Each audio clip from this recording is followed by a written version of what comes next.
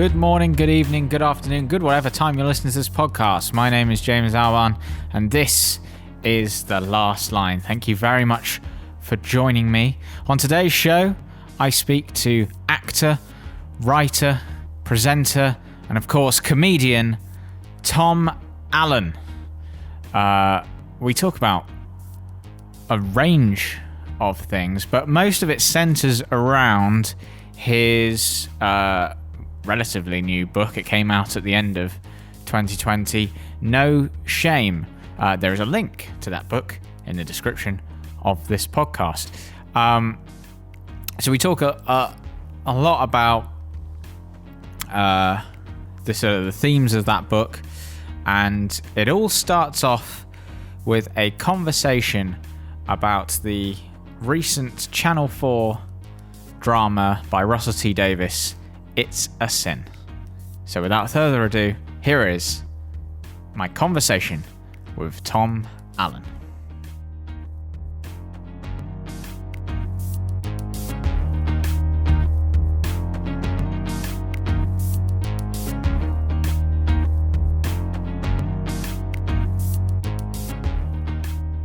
Maybe a good place to start, although it feels like it may be a slightly random place to start, given that you've not actually got anything to do with it creatively.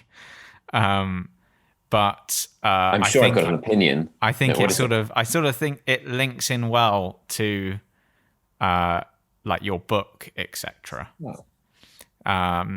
It would be, I listened to your Like-Minded Friends podcast with Susie Ruffle about It's a Sin, which I've also just watched recently. And you were saying how it may be one of the best TV shows you've watched. Certainly about that, is it right to say the gay experience? Sure, as a term? As a term, yeah, sure. We on that podcast, Susie and I are always we're always like, what is the term we're supposed to use for ourselves? But we quite enjoy that. But I would say, yeah, that show I thought was so moving, obviously because of the subject matter. But what was really incredible about it, I thought, was that from Russell T Davies and the cast and crew, they managed to create a show that wasn't broad. It managed to be really specific about the experience of. I related to it anyway as a gay man, of being on the outside, but finding your friends and your sort of chosen family, as people say now. But essentially, that's friends, and how obviously that made it all the more moving, set against the backdrop of the horror of the AIDS epidemic in the 80s and 90s. And it was, I think because it affected me so emotionally, but also made me feel kind of like it was a celebration of life. And I thought the ability to do both was so amazing. Was such an incredible feat to kind of go, I somehow feel kind of full of life, even though I've spent the last 5 episodes utterly devastated. And it's kind of easy to be like, oh yeah, it's really sad. Oh yeah, it's really good. But I felt like genuinely, like gutturally upset by it. Yeah. And I guess because I cared about the characters and I cared about the world that they lived in, I could relate to the world they lived in so vividly. My fear is always that it's kind of that we're presented with broad strokes that are like generic people that and outsiders would be like, oh yeah, that is how people are, isn't it? I'm like, no, that's not. It's very nuanced. And I thought that what was incredible was that they managed to access all of those nuances and that kind of the details I thought were exquisite, that just painted the picture so vividly and of course made it all the more crushing when it ended, when characters were dying. So it was very a very emotional thing and a sort of strange to watch during a time like this when we're living through a pandemic, a very different pandemic, of course, but strange. And I thought at first, like, is this the right time for me to watch this? Because obviously we're all finding that the current times very stressful. But strangely, it was, and it felt like that just added to the sense of kind of relating to that period, and it taught me so much. It explained so much about the world I came out in. Sorry, I'm rambling now. No. It's great. I feel a lot of things around this, but but I think it explained, not to center myself in it, but it explained a lot to me about when I was growing up and the world I came out into. I realized now, I was always like, it's not that fun. It doesn't seem as much fun as, certain other portrayals of like going out, being a young gay man are. And I realized, looking back, like, because I was coming out into a world that in like the early to mid 2000s, still mourning really, and still fearing the experiences and the shame that came with it as well, with through homophobia in any case, but and combined with the AIDS epidemic, like the world I was coming out into was still reeling from that, and the community was still reeling from that, and had been decimated by that. And I thought I was aware of it, but really seeing the depiction of it and seeing the depiction of how young the victims were, I didn't realize that, because when I was growing up, it was brushed under the carpet and kind of like, oh, don't worry about that. And there was, there was no education or there was no real representation of gay people, never mind people living with HIV/AIDS. It was just sort of, in the 80s and 90s, it was in schools, it was basically it was illegal to talk about. So it was kind of like, it filled in a lot of gaps for me. So it's all sorts of things. Anyway, yes, I feel a lot of things about it, as you can probably tell from me. I'm rambling on there. I'm sort of still assembling. I found it so emotional that I find I can't sort of speak about it concisely. Yeah, because I'm not sure I like to think that I'm sort of up on our sort of history and all that kind of stuff. But I obviously I was aware of the sort of the homophobia that sort of was associated with it, in terms of like in sort of the wider society, about like it being referred to as like a gay disease rather than just something that anyone could catch. But I'd never realized the whole thing about people just being sort of locked away in a ward and just sort of dying alone. Yeah. I mean, I don't know if that's sort of silly of me, but then I guess it's one of those things that we would never really, like, I remember turning to my girlfriend afterwards and I said, I don't think we really taught about that at school. No, and you'd have thought that would be something that would come up. Like, the way HIV and AIDS was presented to us at school was literally just in the context of like, wear a condom. And that's it. Yeah, basically, like there was, I think there was mention of it, but it was largely in the context of like, if you're together with somebody, this is how pregnancy happens. And I was like, as a teenager, I was like, I think this is not really for me, but okay, I'll censor it. But there was no way, when I was at school as well, because of all that stuff, there was no way to be like, excuse me, miss, this isn't for me. I need the I need the gay class. There was no like reference to that sort of thing. But yeah, it was kind of, that's interesting. I mean, I sense that you're younger than me, perhaps, James. How old are you? I'm 25. Yes, I'm 12, just 12 years different. 12 years different, 12 years older. So I mean, it's interesting that actually, from what you say there, maybe it hadn't changed that much, but I think it's that horror of locking people away, and also, I mean, I remember things like you can't get a mortgage, and that blew my mind. I remember people talking about that.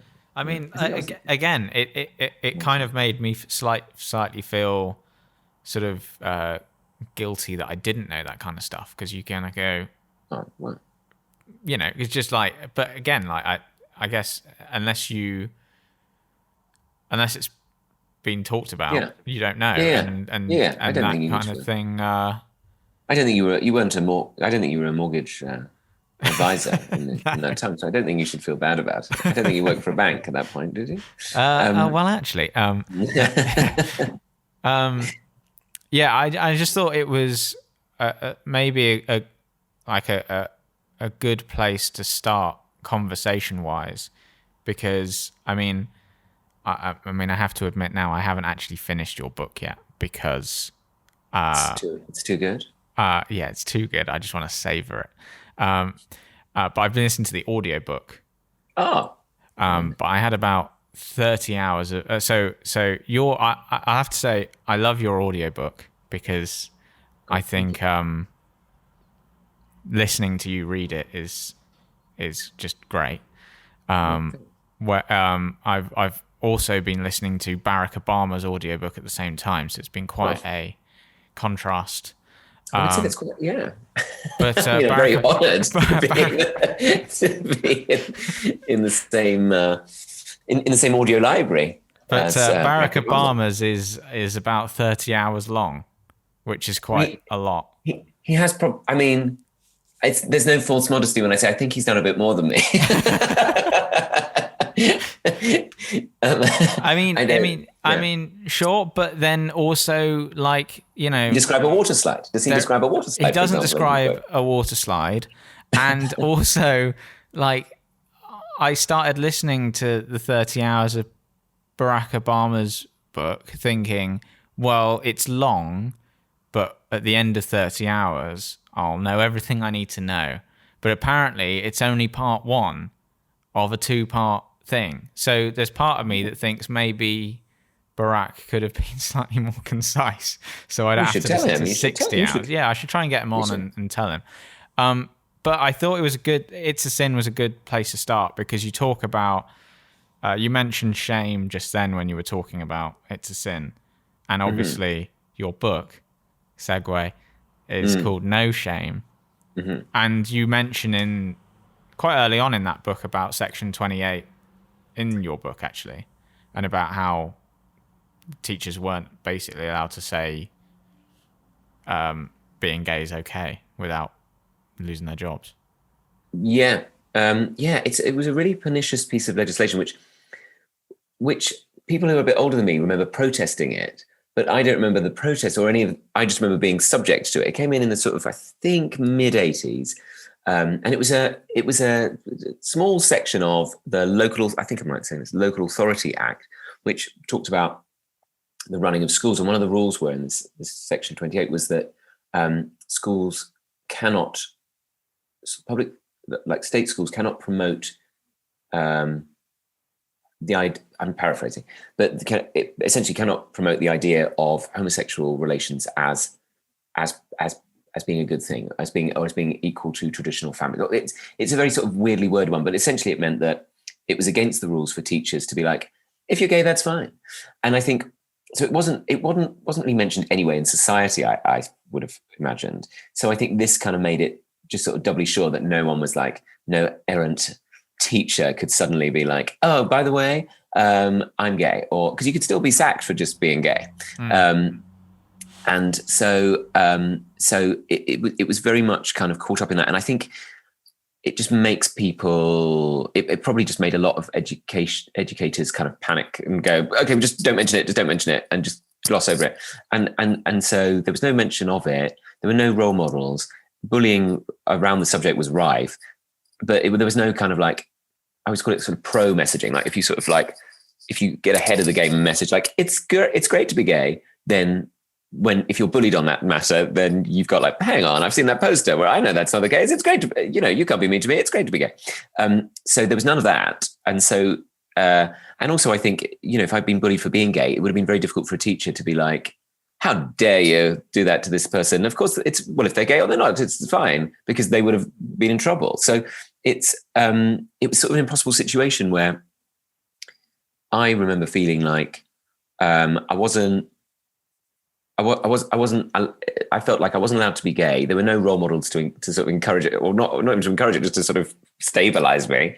And then, so I was living in my own little world in my head.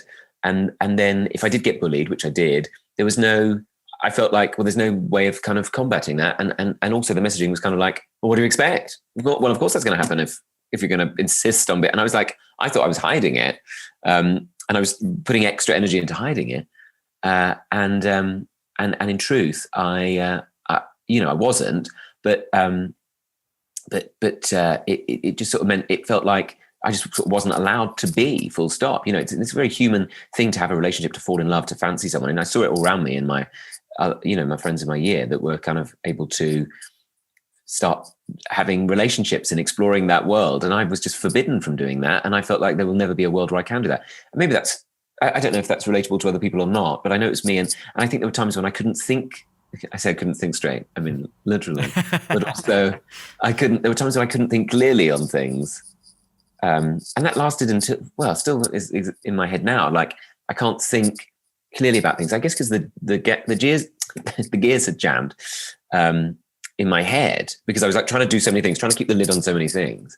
And I remember trying to write like English essays and stuff about books and things, and not being able to understand or comprehend how the characters fit together or what the themes were, because I think I was just like, don't let them know that you're gay. And that's sort of like, that was the main, and teachers had no idea of that. And they're like, this doesn't make any sense. And they'd sort of be annoyed at me. So it's sort of, I don't know, there were lots of moments when, and it's, being a teenager is complex for everybody, and you're sort of making sense of the world and making sense of yourself. But I think it was kind of, in my experience, it was very conflicting and very confusing and very, very difficult, I think. And I wanted to relate that in the book in the hope that other people who'd had a similar experience would feel kind of like a bit reassured and happen. Well, not happily that it happened, but I guess it's good that I've found that a lot of people have related to it. Not that it's good that it happened to them, but good that.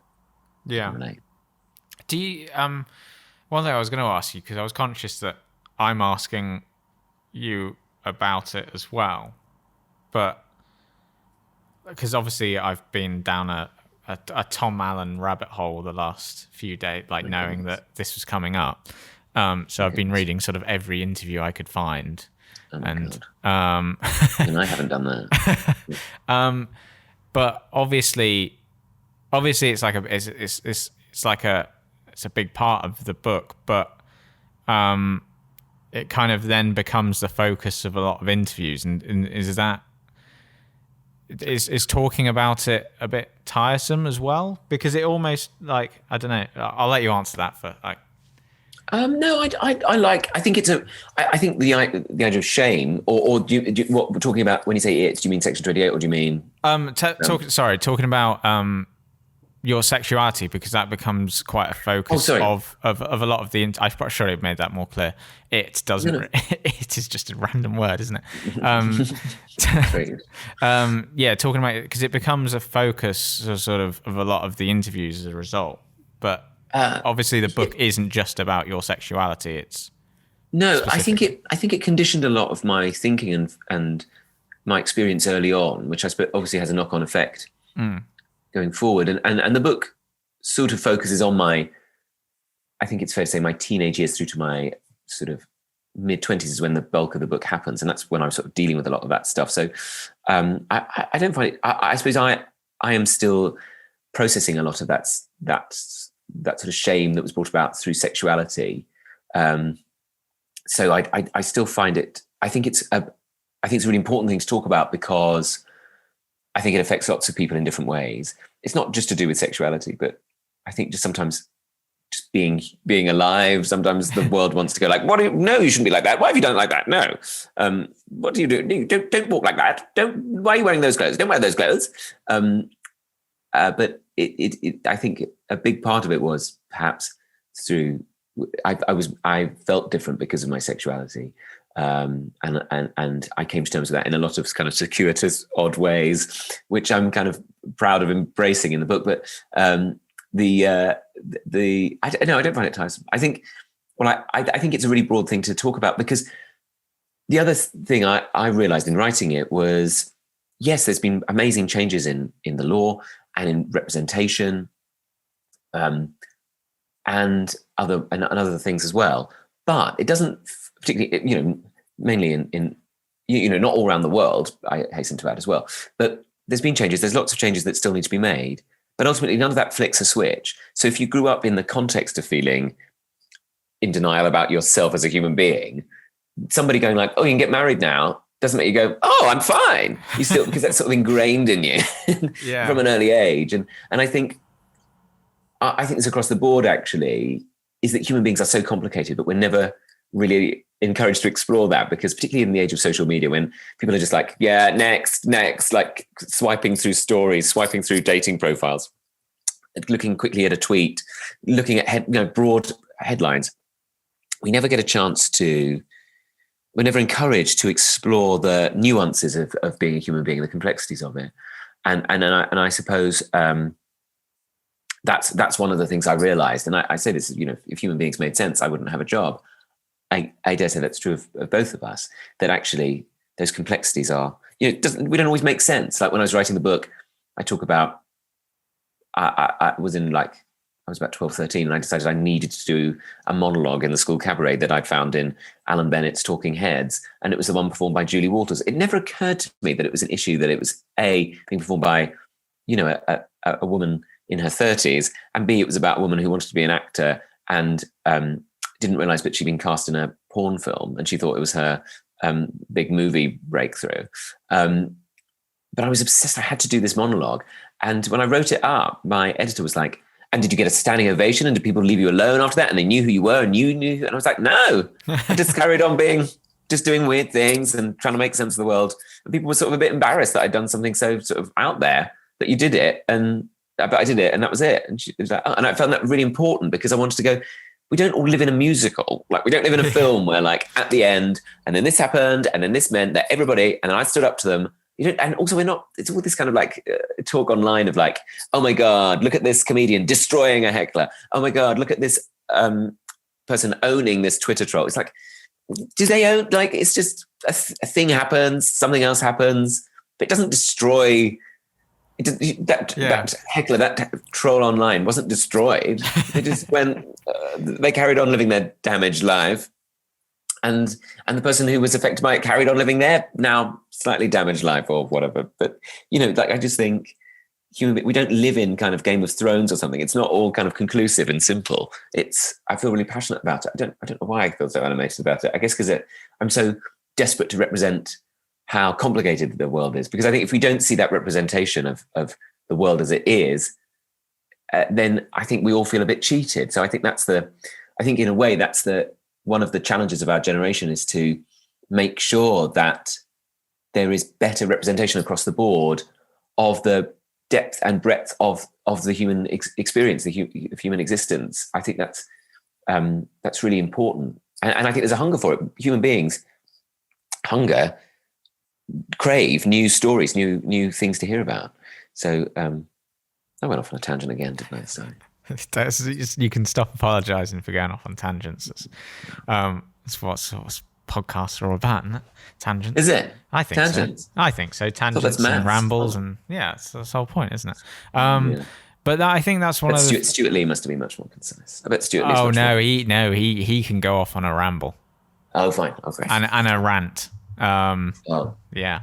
One of the things that's one of the things I relate to in the book, is that sort of sense of, because I wanted to do acting when I was younger, and actually I wanted to talk to you about the National Youth Theatre at some point. Okay. Because I didn't do it, but my friend did. So and for him it was like, and to be fair to him, I've gone on and I ended up going to film school, so doing sort of stuff behind the camera, and he's gone on to go to drama school and do acting. So I don't know if maybe the National Youth Theatre is the thing that did it, but for him that was like, I remember when he went to the National Youth Theatre, and because you go over like the summer holidays, don't you? Or it's basically like it's like a sort of like Americans have camp, don't they? Yeah, and he came back, and it was all he talked about for like years afterwards. It was like he'd been to the National Youth Theatre. So I was going to ask you, while we're here, what because you did the National Youth Theatre, didn't you? You wanted to be an actor. What that seemed to be quite like a big part, am I right in saying that like doing the National Youth Theatre was quite like a big moment for you, because it kind of took you? I think I didn't know what I wanted to do. I knew I liked, by the time I got to the sixth form, I loved my studies. I loved the subjects I was doing. I felt a lot more kind of, I had a bit more clarity. I guess that's just growing up a little bit. And I had amazing teachers, but I always loved Victoria Wood, and loved that she was able to be funny and write stories and act and do music stuff, and seemed to be this kind of all-rounder. And also I loved Noel Coward, who was a bit the same, I suppose. And so they're quite different in their style, but I like both of them. And I didn't know, but then they weren't stand-up wasn't really a thing. It was, obviously it was, but it wasn't something I was aware of in Bromley as a teenager. Stand-ups were kind of blokes on television who were very blokey. And on what year would this around? Late 90s, early 2000s, I suppose. So it was starting to change in the 2000s, but in the mid to late 90s, there weren't really comedians on the television, and the idea of standing with a microphone and telling jokes wasn't really seen. So was it quite laddie as well? Like, I imagine the 90s being quite... Yes. Well, and kind of... is it homogenous the right word? Quite sort of like, this is the world. People sort of saw the world in quite... It felt, anyway, in quite a sort of boxed in way. Like, it was like, well, this is the experience, this is the world, this is how things are. So there wasn't really there weren't many people except for Victoria Wood and French and Saunders who sort of saw things from a skewed angle. And I guess that's why one could say they epitomized a queer perspective, because they were always looking at things from the outside in. So I suppose maybe that's why I related to those performers particularly. But stand-up as a thing wasn't an idea. But I knew that I liked telling stories, and so if you were sort of a bit flamboyant, let's say, at school, you were sort of encouraged to do drama, and that was sort of my natural home. And I did like it, but there were times when I was like, people would like go on about plays and stuff, and I was like, yeah, plays. But actually, a lot of plays are quite boring, and maybe just the ones I've seen, but. Or maybe just the ones they pick in drama, because, since leaving school, I've seen loads of plays that I love. But then when you're at school and they pick stuff that you're like... And Inspector Calls? Didn't do that, actually. We did... I remember Miss Julie being one of... That was in sixth form. That was a bit more... That's pretty. But that was quite... But I don't know, when you're... A Doll's House? Did you do that? Didn't do A Doll's House. Wojciech. Did Wojciech. Oh, that sounds interesting. Well, it kind of is. I'm sure it is if you see it like... I'm sure because I think like John Boyega from Star Wars, I think he did Wojciech, and I thought, I'd like to see him do it. But when it's like your drama teacher sort of going through it with you, it's less... Well, and you realise like they're having to manage a class of people who may or may not be interested in it. But I remember, like English GCSE, we had to do Pride and Prejudice and Inspector Calls. Well, those two are quite in another era and are quite sort of laden with, like Regency social etiquette, and then like sort of, the first waves of kind of social criticism in an Inspector Calls, but told in Edwardian England. I mean, it wasn't like it was only when I got to the sixth form I had amazing teachers who could choose stuff more, and we started doing things like the Buddha of Suburbia, which my teacher Miss Abbott got us to do, and that I was like, I didn't know you could write about suburbia. I didn't know that was a topic, and that was kind of like about the richness of life in suburbia. And feeling like an outsider, and it talked, it was the first time I'd sort of seen the representation of the world around me, and it talked about race, and it talked about sexuality, and I was like, I didn't know you could talk about all these things, because I've been used to like, Mr. Wickham is at the door, and like, it's all kind of, so that changed things, but I thought I wanted to be an actor, but I wanted to do stories on my terms, I suppose, and so. I didn't know how to do that though. But then a drama teacher of mine recommended auditioning for the National Youth. I thought I wanted to go to university, and then I didn't want it. I was like, I hate studying, and I thought like I'll end up doing history. It might be interesting, but it looks a bit stuffy. Every time I went to look at university, I was like, oh, these teachers just seem boring. I just didn't see myself going. I was like, oh, this all seems so dry. But I knew like drama school like wouldn't really have been an option for me, I don't think. And so I, and as well, like I did audition for some drama schools, and they were like, oh no, young man, we do not want another camp, 18-year-old joining here to mess around. We need serious actors. They wanted like they wanted, I don't know, somebody who was a bit more serious about plays. And they saw me being a bit like, yeah, sure, I'll knock out a Iago monologue if you want.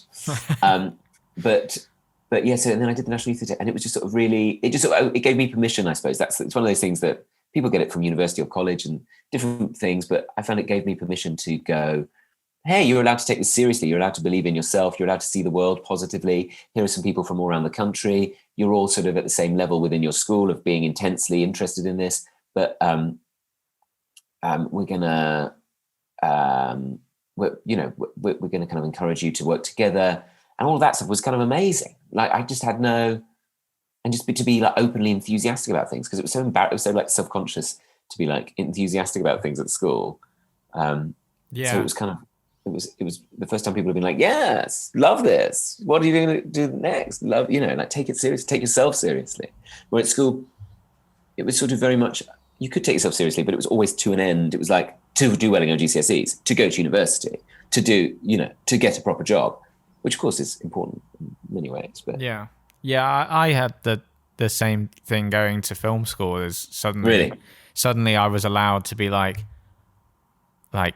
really nerdy about film, and then that was actually kind of cool at film school, because everyone was nerdy about film. And at school I sort of probably sort of hid that a little bit. People knew I liked films, and I if someone said, what are you going to go and do? I'd say, I want to go to film school. I want to be a director or whatever. But you would never then go off on one about films you liked, because it just wasn't the cool thing to do, was it, at school? Like to be, like you said, to be enthusiastic about something at school is almost kind of frowned upon in a way. Sad. Oh my God, you're so sad. That's what we used to say in my school. It's such a sad case. I think particularly if you like, well, at my school, like there were people who were into like more like alternative culture, I suppose, and kind of a bit sort of gothy, or were into like maybe a bit of sci-fi. But I know you mentioned Star Wars, so I don't know if you're a big sci-fi fan. There's a TIE fighter right there, so I am into Star Wars. Did I actually mention Star Wars, or did you just? You mentioned. I just intend. No, I think John Boyega. I did mention John Boyega. That's true. Like, I see. Yeah, I know. I know this guy. Yeah, you couldn't talk about Star Wars at school, right? Like interesting. You're not talking about Star Wars at school, but then when the new Star Wars films came out, and like when we'd all left school, and there were loads of people from school talking about Star Wars, and you're like, I didn't know you liked Star Wars because you never mentioned it. And then they're like, of course I like Star Wars. It's like, that's so interesting. But you never said, like, why could we not talk about that? Unless you're enthusiastic, like sport seems to be. It's like me with gay. That's like me with being gay. Star Wars. I was like, afterwards there were people who were like, oh yeah. There was a guy I was at school with, I had a terrible crush on for years, never said anything. And then afterwards I told him, and he was like, oh yeah, I had a crush on you then. And I was like, no, married to a woman with kids. And I'm like, oh, great. Now doesn't help. Now mention it now. Great. Sorry, I cut you off. Star Wars and sport, you were going to say, yeah. But like, I think but you're allowed to be enthusiastic about sport, right? Yeah, Why is that? Because that's sort of that kind of it's very alpha. It's very sort of, it's quite American, isn't it? Maybe I suppose to be like, you got to be good at sport. You got to be got to be strong. Got to be tough. Got to be the best. I do like sport, so it's not like I hate sport, but I've never understood why. It's fine to we're all allowed to like sort of be hugely enthusiastic about sport, but like if I want to talk about Star Wars for a bit, that's wrong and like nerdy and yeah.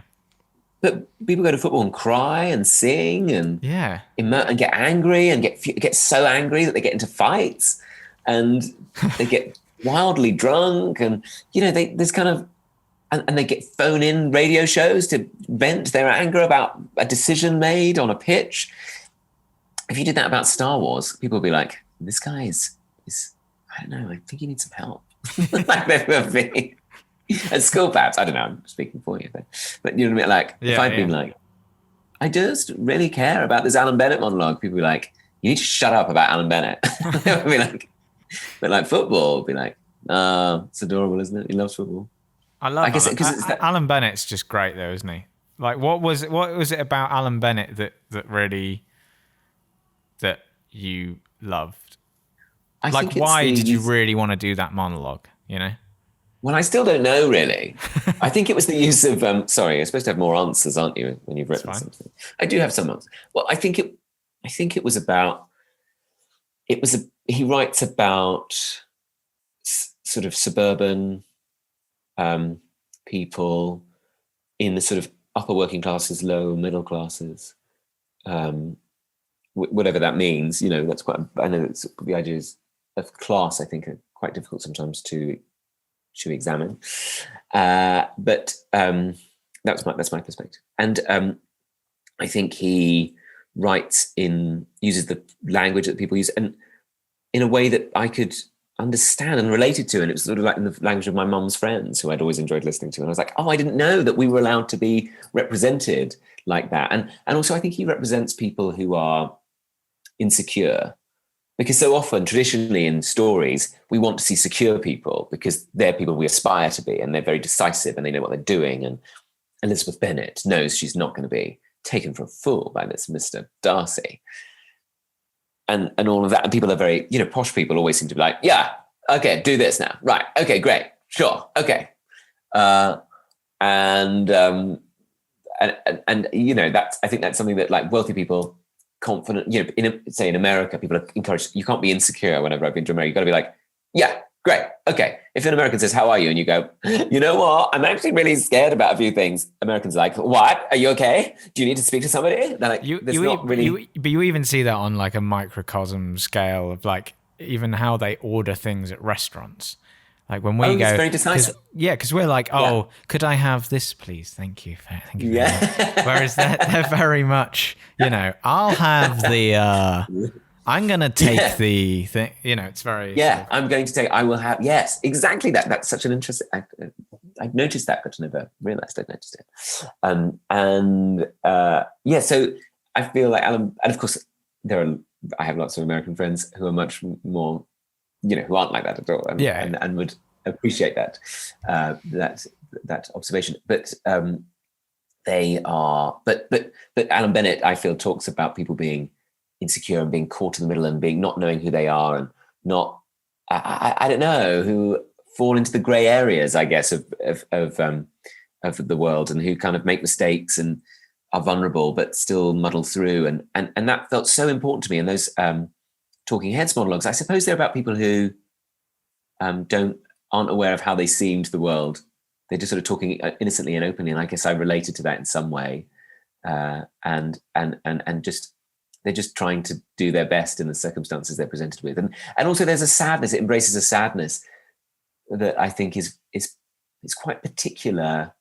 I'm going to generalize here, I know, but I felt I related to, and it felt quite particular to my kind of, whatever background that I would describe, like my background, which is essentially working class London and working class Irish, a sadness that is about something that it's just sort of that you have to acknowledge sadness in the world because you know you can't fight it, I suppose. I mean, I'm not really expressing that properly, but I think there's something about that, and I think that's what drives me towards being a comedian, is that was very much in the background of my growing up, was there was a sense of life can be sad sometimes, and people we love will leave us, or sometimes people we love have already left us. And I suppose I grew up with that as a background, and I feel like that's very much in a lot of Alan Bennett's work, and Victoria Wood, I would say, as well. And I think it goes back to Philip Larkin, and I think it extends into Peter Kay, a sense of like I say, a sort of human sadness, which I think, again, confident posh people tend to be like, Well, they died. So yeah, so great shame, but we're going skiing, so that's brilliant. Whereas I think if for ordinary people, normal people, you have to be aware of that sadness. You have to try and own it in a way, and kind of. I felt that for me, being a comic, I think, is a response to that as well, because I felt like I feel like it's about going. We acknowledge the sadness, but we try and laugh through it. It's a way of coping. That's what drives me towards comedy. It's not. I've never really been interested in jokes or being funny per se. I just think it's a way of coping with everything. That's what I think comedy is. You've not asked me my opinion on that, but but it's interesting you said that, because I have written down in my notes a quote where you say, "Comedy definitely saved me. Some people tell jokes to make people laugh. Some people tell jokes to survive." Yeah, very profound, isn't it? Yeah, beautifully put. Beautifully put. But I do think that's true. I think for me anyway, and I think that's overcomplicated my journey as a comic as well, because my journey as a comic, what an absolutely wanktastic thing to say.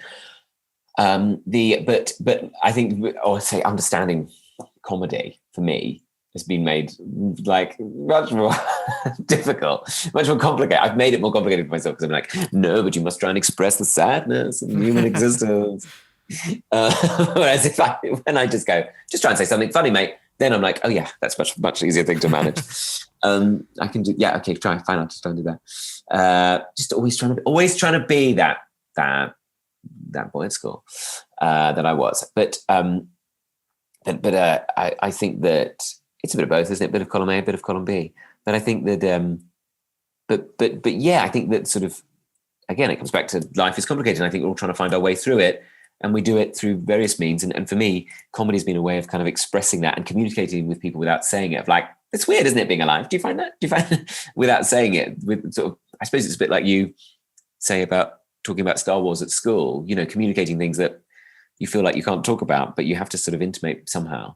I feel like that's what sort of comedy for me has done. I feel like perhaps for some other people as well. Yeah, well, I think it is reflected in what when I've looked up when I've looked up your interviews and listened to your book and stuff. The people that come up as sort of like we've mentioned Victoria Wood, Alan Bennett, Kenneth Williams, certainly one of those people that. Well, Kenneth Williams especially, he seemed to be quite. I'm not implying that you're a tortured soul, but Kenneth it makes you feel a bit more mysterious if you makes me feel a bit more interesting to be honest. Yeah. But Kenneth Williams certainly is one of those people that seem to be quite a tortured soul. I think it's fair to say, and probably used comedy in the same sort of way, perhaps. Yeah. Well, I really loved him, and as a small kid, I really loved him. I think because you sort of pick up on that feeling different quite early on, and if somebody else represents that, then that's very powerful. And I think the way he sort of embraced it, he lent into feeling tortured, feeling sad, feeling kind of, I think at times he felt like a square peg in a round hole. He felt misunderstood. I think the way he lent into that was I related to that as a very small child, like 5-6 years old. And I think because you don't, as a child, you sort of show the world like, everything's fine, everything's happy. Here's a happy book about a happy person. Like, well, sometimes you don't feel that. And if you're feeling a lot of emotions, somebody who comes along and goes, yes, life is strange, isn't it? I think it was, I think that's, for me, that felt, I really related to him. And I think he often isn't given the credit he deserves. Like a lot of, as they're often described, camp comedians of yesteryear, I think they're not given credit for how strong, how subversive they were, how brave they were. I think they're often seen as like, oh, Frankie Howerd doing Up Pompeii is a load of like innuendos and eyebrow raises. But yes, it is. And I always found that very funny because, again, it's intimating like a sort of a complex inner world that you can't talk about, but yet sort of with a wink and a nudge is going, yes, I feel that too. He's going like, that's a bit rude, isn't it? But also going like, I don't know what's going on in the world. Life is weird. I feel strange. Are you like this? Please let me know. And that's the sense I get from it. But I think, and you think, like when Kenneth Williams was doing Round the Horn in the 1960s on the radio, that was being played into homes across the country. And that, if you listen back to a lot of it, it is outrageously rude. It's really rude. It's really rude. And Polari, which people are always obsessed with, like Polari, but like Americans get obsessed with like Cockney rhyming slang. It's like, I don't think that people spoke exclusively in Polari, but they did kind of, it was just sort of ways of saying something a bit rude, and also kind of galvanizing a sense of community in a group that's sort of ostracized. But they, like in the vernacular, but they were saying outrageous things to people across the country, and I think it's amazing that people appreciated it and loved it. I think that's so brilliant that people who didn't have access to, people who were straight, grew to love those stories and love those sketches and love those characters, Julian and Sandy. Yeah, because my dad loves Round the Horn, and oh right, so that's how I'm sort of all familiar with it, because he was playing me this stuff. Right, growing up, because he loved, like, Kenneth Williams is probably one of his sort of heroes of but yeah, the fact that it works on those levels. Well, I think a lot of straight people really identify with, a queer perspective. Is that? I don't think Kenneth Williams would describe himself as that, but an outsider, and I think somebody who openly says, "Oh, life is complicated, isn't it?" Sometimes, and we sort of really embraced the sense that he had this self-aggrandizing nature, and because everybody's self-aggrandizing. You wouldn't, like, people buy houses to self-aggrandize. They buy fancy cars to self-aggrandize. They go on fancy holidays so they can tell their friends about how brilliant they are. Everybody's doing what Kenneth Williams was doing with his kind of like plummy accent, and playing these characters like doctors in Carry On films who were always so superior and had to be brought down a peg or two. Because that's what everybody does. And I think if you make fun of that, because if you've either done that yourself or you've been the victim of somebody else doing it and sort of felt like, well, shut up, then I think you really relate, you really connect with that. And I think, again, it's those complexities of the human experience and how they're represented in, well, it's not just in queer storytelling or anybody who's, it doesn't have to be about sexuality, I suppose. It's just, if you represent yourself as an outsider and you do it honestly, then I think people will connect with that, because everybody's an outsider one way or another. Yeah, because that's what I've connected with your book. It's relating to there's so many parts of your book that I'm like, that's me. That's what I did. Really? Like, just like, or at least like not necessarily doing the same things, but wanting to do the same things, and maybe not having like the way you dressed at school, dressing flamboyantly. I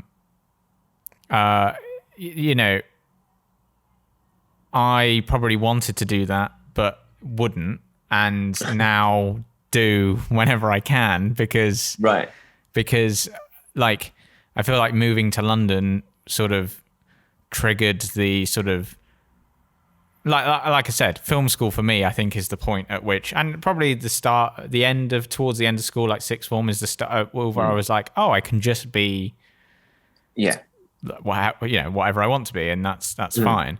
And so there's lots of bits in the book where I relate to that sort of feeling like an outsider and just wanting to do whatever you want to do without people taking the piss. And not basically, I didn't really ever get bullied either, but there was that. So it's interesting listening to it, because I was never bullied, but you would, even if you weren't bullied, you would fear being bullied. You know what I mean? Yeah, I think, and as well, like, it doesn't always have to be overt like that. If you feel it, you feel it, and wherever that sense comes from. But yeah, that kind of, I suppose, calling the book No Shame, I wanted to explore those kind of innate senses of shame, or the sort of silent, invisible kind of senses of shame, and how they come about, or not even how they come about, like if they're about, this is what it'll make you do. And I think a lot of the time, a lot of us aren't aware of it. And so we kind of live, and I've done it too, and I still do it at times now. I've kind of, I don't want to be like somebody who's like, and now I'm totally free. And I just put on whatever outfit. I put on costumes every time I leave that, like, I still... because I think those things like still hang over, don't they? A little bit. They're still like, it takes time for those things to like dissipate. Yeah. Those shame things. Well, I think so. Yeah. And I think that, we all perhaps feel them at times. And I think that wouldn't it be a sadness if you kind of lived your whole life going like, oh, I wish I'd done this. I wish I'd said that. I wish I'd, I don't know, but, put myself out there to do that one thing, to see how it would feel. Of course, there's great safety in staying within your box and not pushing the boundaries at all. And so I understand why people do that. And there's no shame in them doing that either. But I suppose just the sense of, it's worth being aware sometimes of the sense of constriction we feel at that invisible shame. And also the added conflict of going that I should be this, I should be that is kind of even tougher. Just kind of, I suppose it's what mindfulness is, but I don't know enough about that. But like that sense of, we could, just enough. You are enough. Whatever you're doing today is enough. Whatever you want to do tomorrow is enough. Dress up however you like. But but if you don't feel like it today, that's also fine. Just to be. And I suppose that's what someone like Alan Bennett does. It's just like he exists in the characters just exist in the moment, and because he talks so much about the detail and the sort of ephemera of everyday life. It feels like it validates so much of kind of everyday existence, which so rarely is seen if you're not living in Pemberley with Mr. Darcy. Do you think, because I saw an Eddie Izzard doing like a half-hour long, she was just talking to the camera. I think it's called like Make Humanity Great Again, which is yes, her run and tour thing, but it was like it was just her talking to the camera for like half an hour. It's a really good video. And I'm aware of it. Yeah. She says in it, and I can't remember what the exact line is, but about, her coming out as transvestite back in the 80s and then progressing and then, accepting that transgender and all that kind of stuff. About how there was a really sort of powerful line in it, which is great now that I'm going to butcher it, about how shame isn't yours, it's something that other people put on you. About interesting. So, once she had come out and been like, this is who I am, and accepted it about herself, then the way other people reacted was almost irrelevant. I mean, not irrelevant in like a physical sense, because obviously there's still sort of some peril there sometimes, because she obviously faced abuse, harassment, or whatever as a result. But the idea that like if you accept it and you don't carry shame about it, then the shame isn't yours; it's other people's reactions to you rather than something yourself, which I thought was interesting. I think that's very interesting. Yeah, I think it's really important to acknowledge that sometimes, I mean, she's always been so inspirational to me, and I think it's really important to acknowledge that exactly like you're saying, like Eddie said, is that that it's often a manifestation of how they feel about themselves. If somebody's being mean to you or judging you or making you feel shame, or just making you feel bad about yourself in any way, that's much more to do with them. But it's hard to realize that, to truly realize it. Again, I suppose it's like one of those things of, for me, like flicking the switch of coming out, it doesn't kind of instantly make everything okay. I think it's important to acknowledge, and that's part of the journey to that. But realizing that you're okay in yourself. You're enough in yourself, and everything you do is fine. And also, you're always human beings. We always do the best we can in the circumstances we're given, and acknowledging that takes work to do that. To acknowledge that, again, I never want to be like.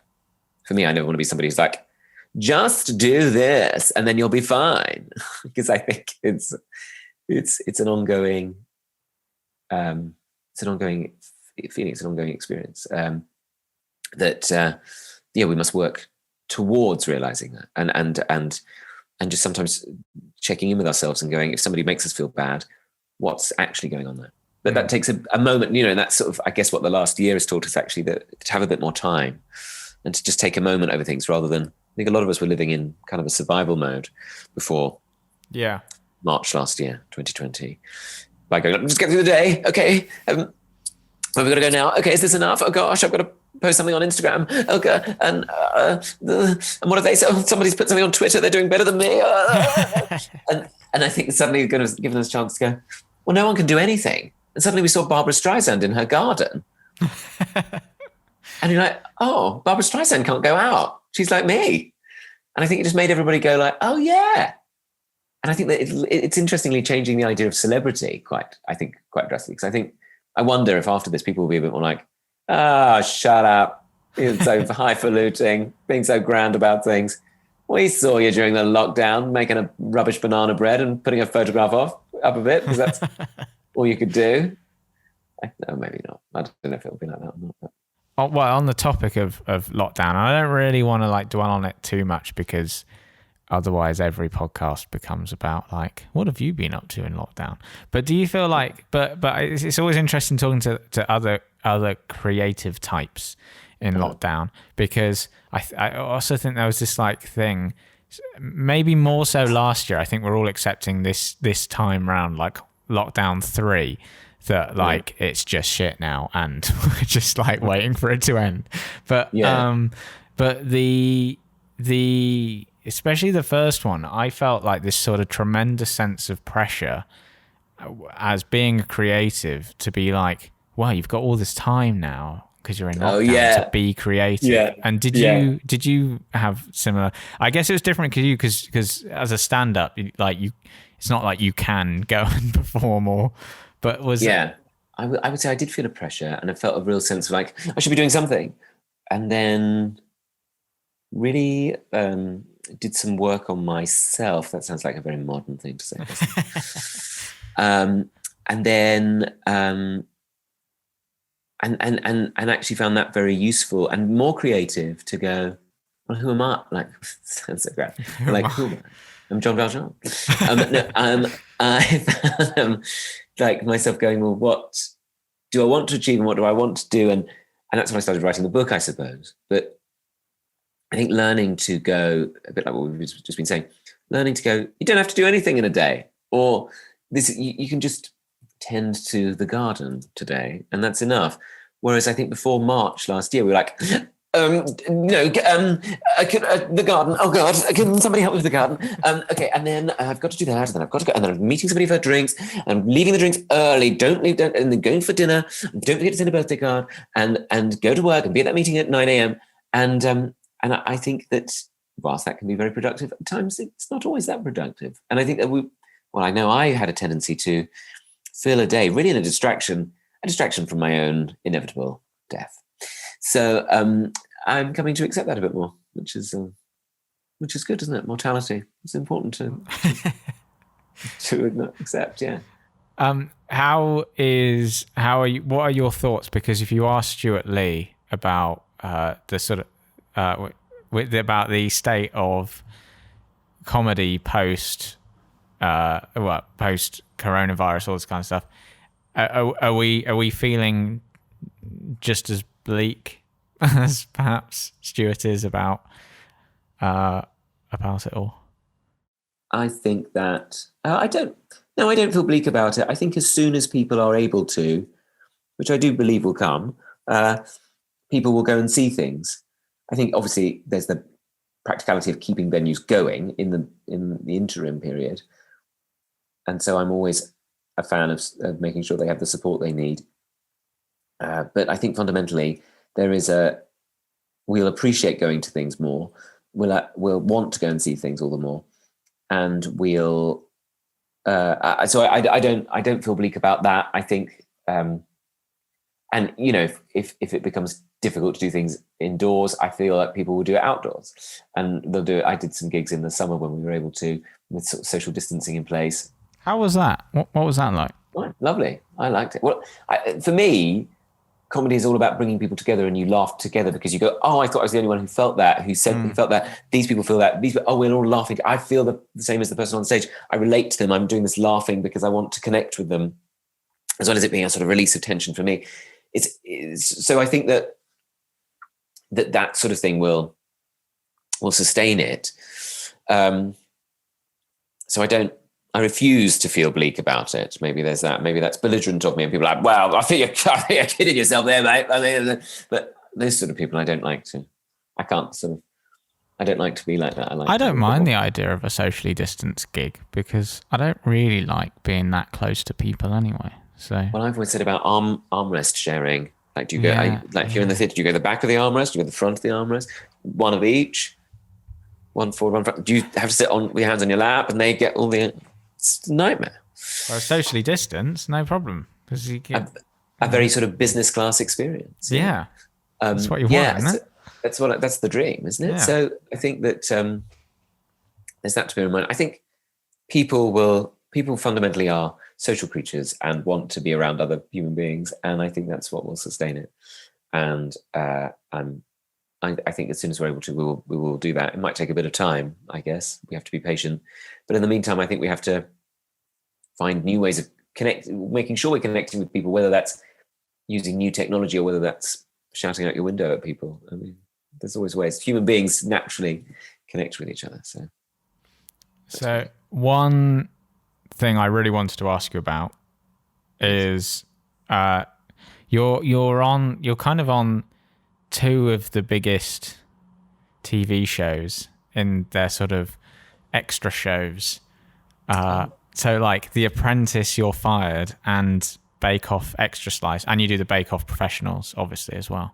But I just wanted to ask you about those two things because they are like, I don't know, they're kind of like at this point kind of iconic British television shows for whatever reason. I think The Apprentice is deeply entertaining, maybe sometimes for all the wrong reasons in terms of some of the contestants and stuff. But obviously the Bake Off is loved by everyone.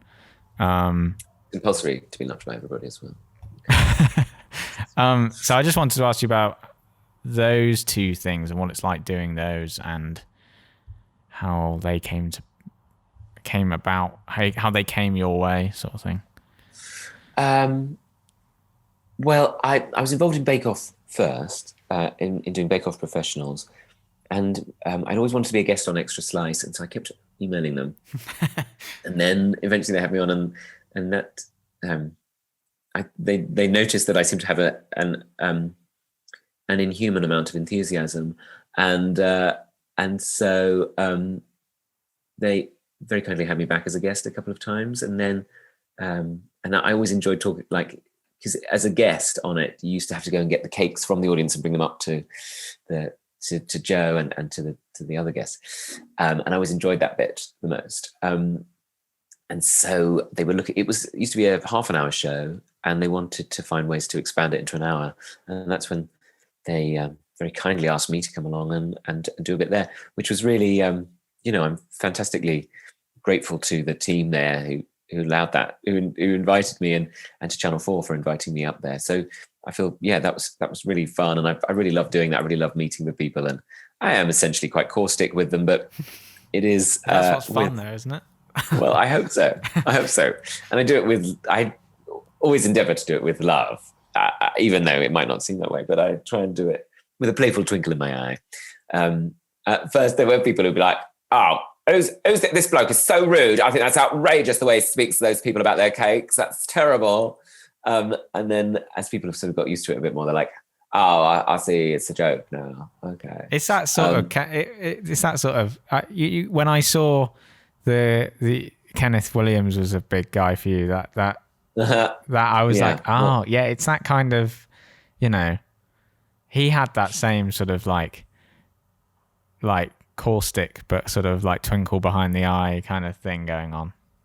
Well, I think it's, well, yeah, I mean, I think, yeah, for me, him and Larry Grayson and Frankie Howard and yeah, those people sort of, when they interacted with people, could seem quite harsh, but I think it's about, yeah, they were doing it in a playful way, really. So that's what I try and do. And I just think it's quite fun to be mean to people, and because the narrative on, you know, on social media is always so earnest. It's always like so like I am on a journey, and I've had this milestone in the journey, and everything is good. And you have said the word journey though at this in this conversation. I have actually said it, journey. Yeah. So I'm look, the things I criticize are usually the things that I am, right? But that kind of sense of, you know, so, and I think if you kind of like subvert that in a way, I don't know, I should say I quite enjoyed subverting that, and because I think people do get a bit like sick of the kind of, like I did a thing about on Cats Does Countdown once, spoofing when people like announce deaths on their social media as though they're like a highly celebrated people, as though they're like, I'm the one to break the news. And I'm always like, we all watch the news. We don't need like your take on it. So that's my slightly cynical view of social media, really. But that kind of voice, which is like, guys, we need to talk about that. We need to acknowledge this. And I think if you can be like, oh, shut up a minute, like, yeah, we don't need to hear it. Like, if you can sort of like, I don't know, sort of pierce that kind of slightly sanctimonious and self-serving or self-aggrandizing bubble, then that I quite enjoy doing that. But that's maybe because I'm very self-aggrandizing myself, I suppose. Really just spoofing myself. I mean, like this, in a way, that sort of brought it full circle back to It's a Sin. Because that was one of the things about It's a Sin that was, which I thought was so great. And I heard you say to Susie you loved, about how it was obviously very sad at times, but there was a tremendous sense of fun in the show. And there's that line from one of the characters where they say it was such good fun. And I think that's kind of that's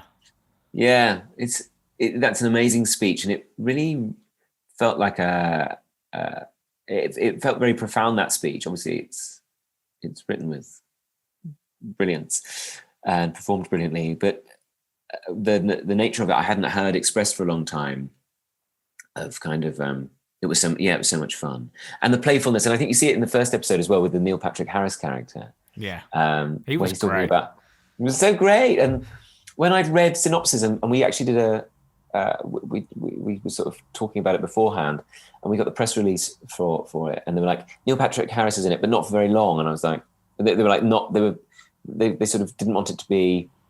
I can see now why, because they didn't want it to be about kind of, and also they didn't want it to be about like big, well-known stars. It's much more about the story and the new characters we meet. But the Neil Patrick Harris character, when he said, when Colin asked where his partner is, and he went, he's gone. He looks devastated. He went to Portugal. Yeah. and you know, sadly, he does both of them well. Yeah. It's very sad. It's a very sad ending. But that flippancy, that playfulness, I think is, for me, has been such a massive part of my survival, of my kind of queer perspective, because it takes camp humor for me. I always define it as like taking the serious and making it flippant, and taking the flippant and making it serious. It plays with the idea of what the world is supposed to be, because I suppose it makes the world more bearable, more manageable. If you are being bullied, if you are being oppressed, if you are dying of a terrible disease, if you can play with the with the world, it makes it slightly more bearable. And I suppose that's kind of that's what I really related. That's what I really loved about that moment and a few of those moments there. And it showed that, if you can have fun, then that is the most, in a way, that is the most subversive thing you can do. In Private Lives, Noel Coward's play, Eliot says, he says, be flippant. That's exactly what they don't want you to be. And I think it's so true that, like, actually, sometimes actually being playful and being light is the most subversive and the most human thing you can do, because people that's where people kind of play, and that's I think at the center of so much of humanity.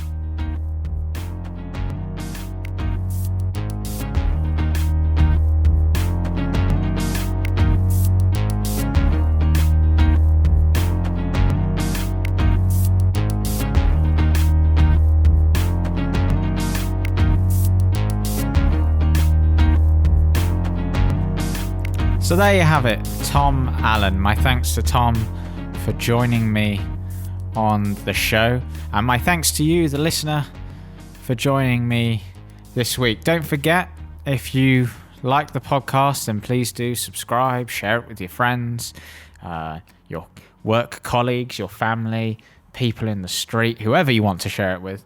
Please do. It really helps out the podcast.